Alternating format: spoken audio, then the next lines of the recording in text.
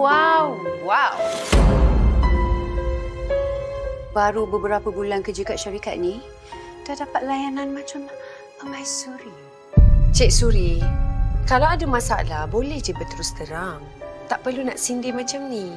Kau ni sebenarnya berbakat ke pandai budik bos?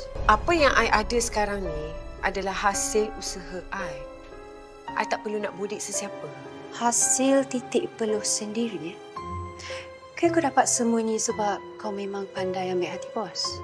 Dengan muka cantik kau, dengan suara lembut kau.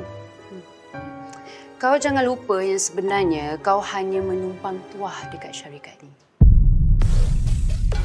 Dan kita semua tahu cara licik kau untuk kau cepat naik pangkat.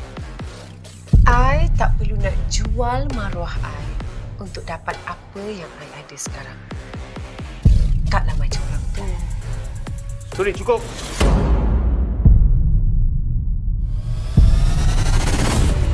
Kalau ada bukti, cakap. Kalau tak ada bukti, mulut ni tutup. Ini pejabat bukan pasar malam. Jangan lupa like, share dan follow Du Drama.